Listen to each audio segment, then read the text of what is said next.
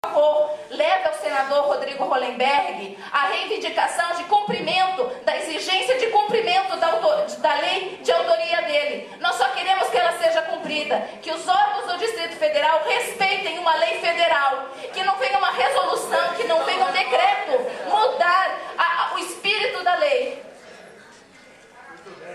Outra questão, o urbanista que esteve aqui, ele falou que é para a gente tomar cuidado desse negócio de querer comprar a terra, porque as terras estão muito valorizadas e tudo mais.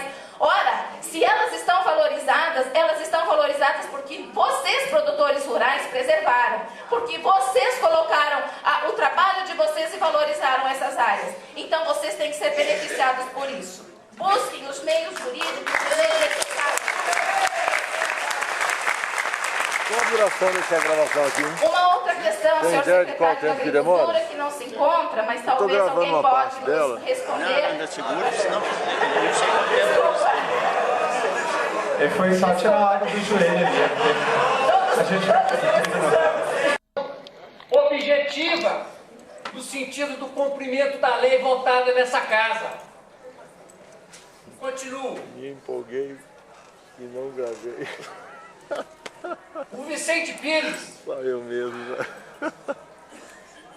antes da cidade ser denominada Vicente Pires, lá já tinham moradores.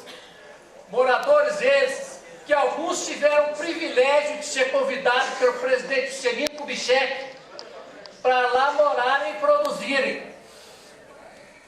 Todavia, os primeiros contatos com a antiga Fundação Zoobotânica, hoje Secretaria da Agricultura, só chegaram pelos anos de 80. E chegaram lá, não foi de paraquedas não, foi com contratos assinados com a Terra Cap. Estão todos os números aqui, etc., mas que não é o caso de lê-los. Ou seja, tudo regularmente. Os contratos foram firmados originalmente com 15 anos e depois, mesmo antes de alguns venceram, foi-nos fornecido um contrato de 50 anos. Isso antes da lei 8666. Por incrível que pareça, alguns desses contratos foram assinados pelo governador Cristóvão Buarque. Naquela época, governador, hoje senador do DF. Pergunto eu, será que esses contratos não valem nada? Será que fomos enganados pelo próprio GDF? Será que usaram a nossa boa-fé? Continuo. Para cumprir o contrato do PU, aprovado pela antiga Fundação Zoobotânica, hoje Secretaria de Agricultura, nós tivemos que pedir permissão para construir as casas, as residências, os equipamentos, os galinheiros, as casinhas de cachorro e etc. Bom, se não bastasse a anuência da Fundação Zoobotânica, as administrações regionais também, no caso de Vicente Pires, exigiram os competentes alvarás de construção.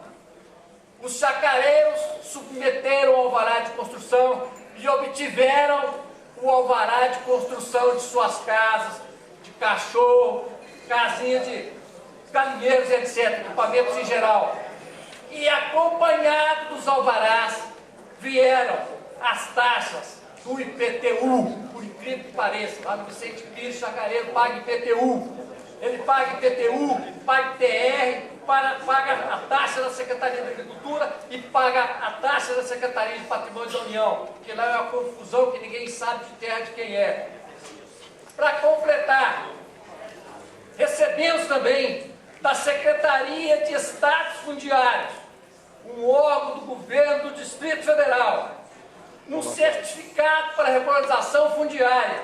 E nesse certificado está escrito o seguinte, mencionando o nome do ocupante, o endereço correto, etc. O direito de firmar contrato de concessão de direito real de uso com opção de compra do lote terreno com as seguintes especificações. E no finalzinho diz o seguinte: pelo presente certificado, fica o titular autorizado a ocupar o lote do terreno discriminado podendo realizar benfeitorias, desde que previamente licenciados pela autoridade administrativa competente do Distrito Federal. E é também de sua responsabilidade a conservação e manutenção, bem como os tributos que venham a incidir sobre esse imóvel, e aí vai em seguida. Pergunto eu, será que está usando também a nossa boa-fé quando deram esse certificado? Com certeza.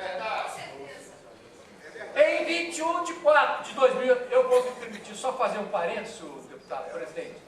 Os outros três que me... É isso que eu queria falar. Os outros três que sucederiam a ele abriram o tempo para ele falar, para poder falar um pouco mais, ok? Aí a gente reduz, depois dele só tem mais 6 oradores. Em 21 de 4 de 2008, por iniciativa do governo do Distrito Federal, mais uma vez foi reconhecida a legitimidade dos ocupantes das referidas chácaras, mediante outorga de diploma e essa medalha aqui. Será que era tudo teatro? Será que o reconhecimento através do diploma outorgado diretamente pela autoridade maior do governo não vale nada? Será que estamos com um palhaço no circo da agricultura do Distrito Federal?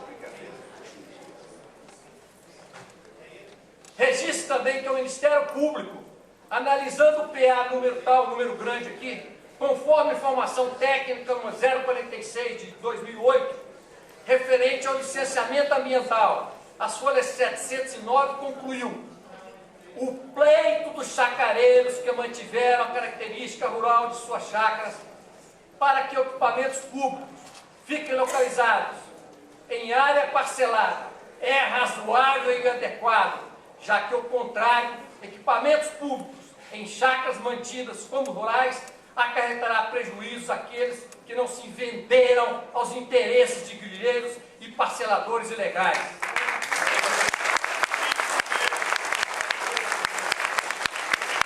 Será que o Ministério Público do Distrito Federal está incorreto? Será que o bom senso aponta como privilégio para o grileiro, caracterizado como criminoso, previsto no nosso Código Penal?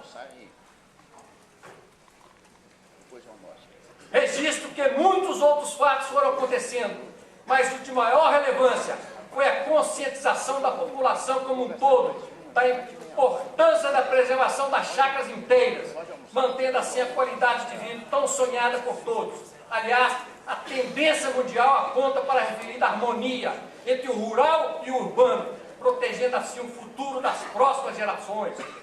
Hoje, vendo vários governos incentivando a agricultura urbana, inclusive com a aprovação de leis específicas de incentivos fiscais, fica o questionamento: será que o DF está no caminho inverso do mundo? Estou pensando só na eleição. Foi promovida uma audiência pública, isso é muito importante, porque nós do Vicente Pires somos senhores da manhã. Foi promovida uma audiência pública, realizada na Câmara Legislativa do Distrito Federal, com os chacareiros remanescentes, por solicitação do governo do Distrito Federal. Naquela reunião, a empresa Topocart, encarregada de projetar o projeto urbanístico, questionou os membros da Associação do Vicente Pires sobre quantos estariam dispostos a ceder parte de suas áreas para os equipamentos públicos. Cada chacareiro teve a oportunidade de se manifestar por escrito.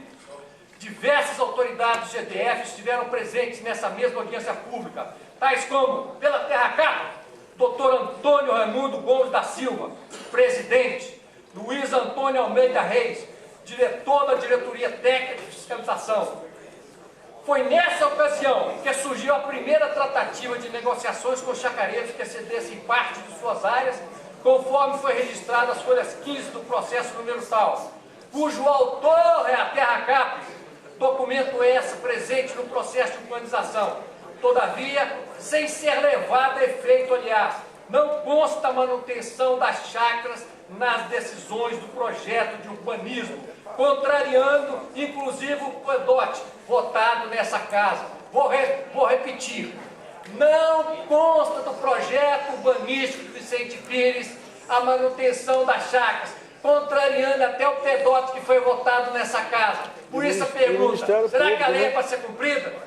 Será que a Terra Cap, junto com a Topocart, articulou uma proposta de engodo para, no futuro, enganar a todos? Causa ainda maior preocupação quando o programa de trabalho assinado pelo GDF União estabelece que a área da cidade pertencente à União seria transferida para o GDF realizar a regularização, mas que, em segundo momento, somente as áreas das chácaras seriam devolvidas para a Secretaria de Patrimônio da União. Isso significa que somente aqueles que irregularmente parcelaram e venderam terra pública, bem como aqueles que compraram, terão o direito de adquirir suas áreas. E quem cumpriu fielmente a legislação e os contratos de concessão firmados com o governo do Distrito Federal não terão o mesmo direito, que é garantido inclusive pela Constituição Federal, quando prescreve que todos são iguais perante a lei. Se isso realmente se concretizar, levantamos o questionamento: será que ainda vale a pena ser honesto nesse país? Muito bem!